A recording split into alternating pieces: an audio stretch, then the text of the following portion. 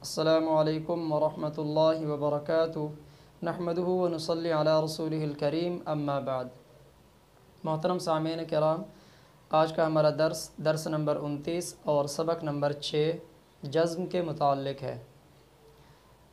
दर्स number 29 को शुरू करने से पहले हम सबक नंबर 6 जज़्म के मुताल्लिक़ चंद चीज़ें जिनका जानना बहुत अहम है उनको हम पहले पढ़ लेते हैं।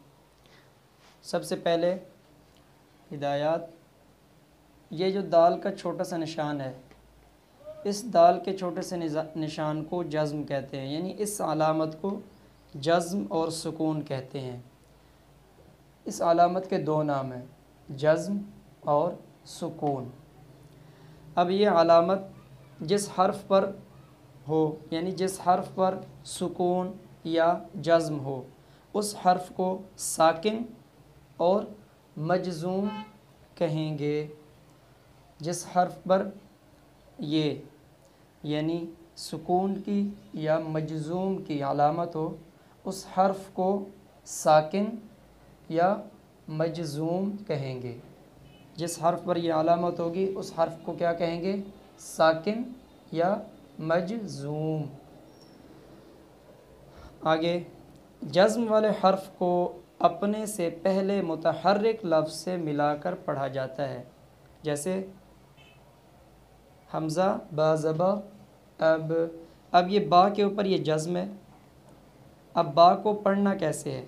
बा से जो पहले हर्फ पहला लफ्ज़ होगा, बा से पहले जो लफ्ज़ आ रहा होगा उसके ऊपर कोई ना कोई हरकत ज़रूर होगी। तो जज़्म वाले हर्फ को जो उससे पहले लफ्ज़ आ रहा होगा उसके साथ मिलाकर पढ़ेंगे, जैसे हमज़ा बा ज़बर अब, इस तरीके से।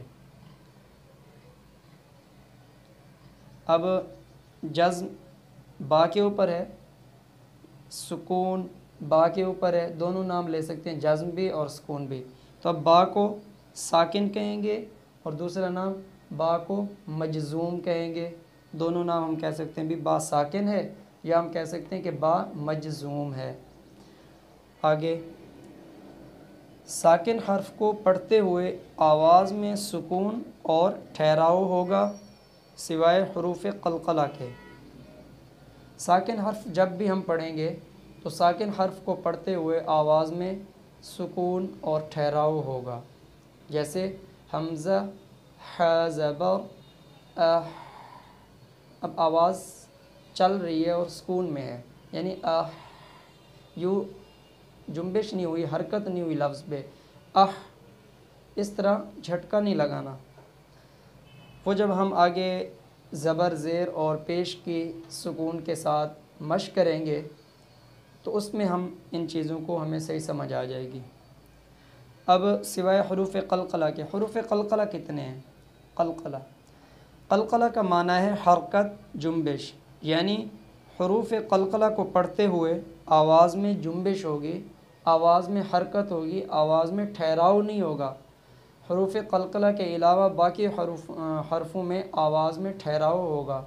और जब हुरूफ़ क़लक़ला को पढ़ेंगे, यानी हुरूफ़ क़लक़ला जब साकिन हो और उससे पहले हर्फ के साथ हुरूफ़ क़लक़ला को जब हम मिलाकर पढ़ रहे होंगे तब आवाज़ में जुम्बिश होगी, आवाज़ में ठहराव नहीं होगा। और हुरूफ़ क़लक़ला कितने हैं? हुरूफ़ क़लक़ला 5 हैं, क़ाफ़, ता, ब, जीम और दाल।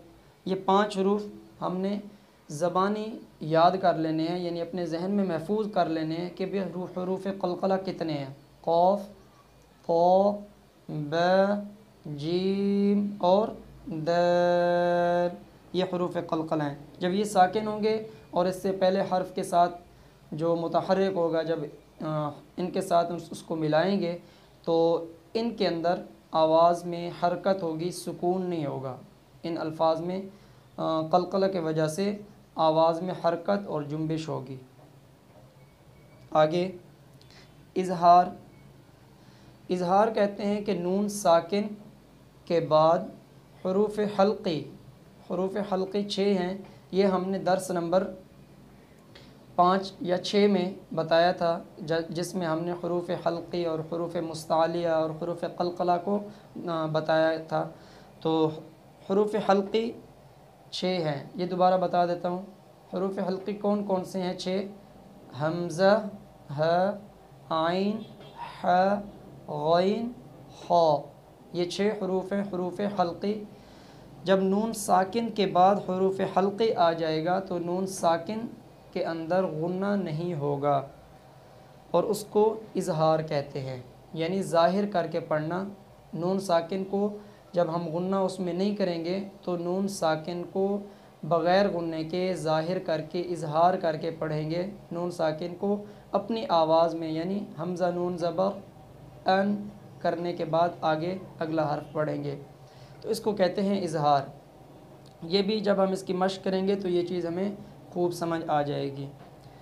आम तौर पे नून साकिन जब होगा तो उसके ऊपर गुन्ना करेंगे, लेकिन जब हरूफ हल्की आ जाए और लाम और रा का लफ्ज़ आ जाए तो फिर हरूफ नून साकिन के अंदर गुन्ना नहीं होगा।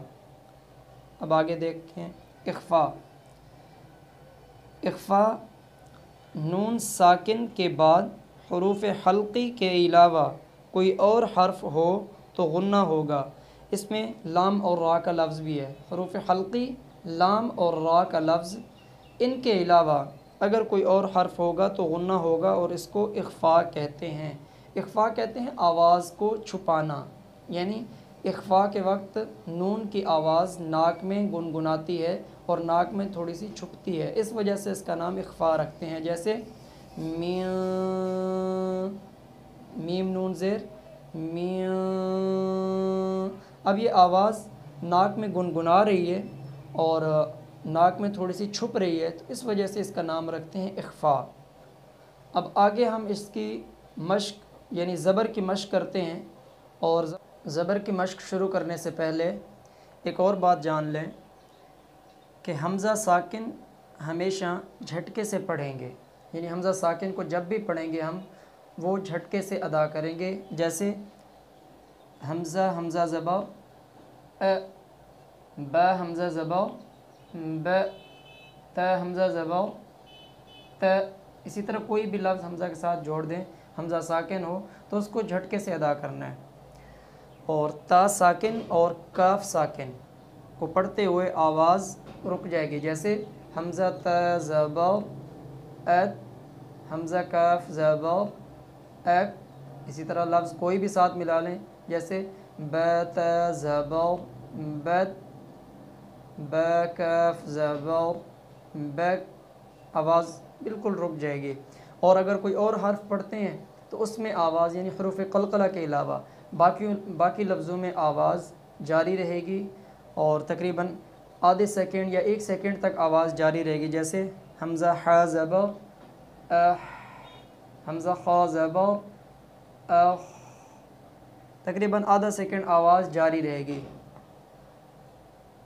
हाँ, नून और मीम साकिन के बाद बा आ जाए तो नून और मीम साकिन के अंदर गुन्ना होगा। ये इंशाल्लाह इसकी हम जब मश्क करेंगे तो नून और मीम साकिन के बाद बा की मिसालें लाएंगे तो उसमें ये बात हमें सही समझ आ जाएगी। अब हम ज़बर की मश्क शुरू करते हैं। हमज़ा, हमज़ा ज़बा अ, अ, अब हमज़ा के साथ हम ये 2-3 लफ्ज़ और मिला के पढ़ लेते हैं ताकि हमें हमज़ा के साथ कोई भी लफ्ज़ हम मिलाएं तो हमें मिलाना सही तरीके से आ जाए। ब हमज़ा ज़बर ब, ब त हमज़ा ज़बर त,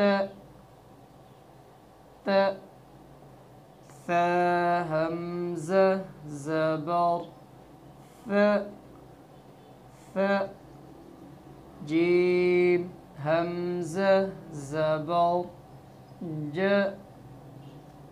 ज ह हमज़ा ज़बर ह, ह ह हमज़ा इसी तरीके से अदा करना है।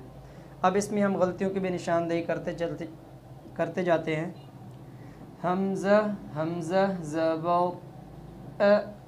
अब इसकी गलत अदायगी आम तौर पे जो गलती करते हैं वो हमज़ा हमज़ा ज़बर आ मुंह खोल कर अदा करते हैं, तो मुंह खोलने की गलती से बचना है। आ इसी तरह हमज़ा बा ज़बर अब को हमज़ा बा ज़बर अब, यानी हमज़ा के ऊपर जो ज़बर है, ज़बर की आवाज़ को इसकी आवाज़ के ऊपर मुंह खोलते हैं। जैसे हमज़ा ज़बर अ की बजाय हमज़ा ज़बर आ कर देते हैं, यानी हमज़ा बा ज़बर अब की बजाय हमज़ा बा ज़बर अब अ और आ ये ज़बर की आवाज़ में फ़र्क करते हैं, तो इससे हमने बचना है। हाँ, बा के साथ हम कोई और लफ्ज़ लगा लेते हैं, मसलन ता का लफ्ज़ लगा के बा को पढ़ लेते हैं।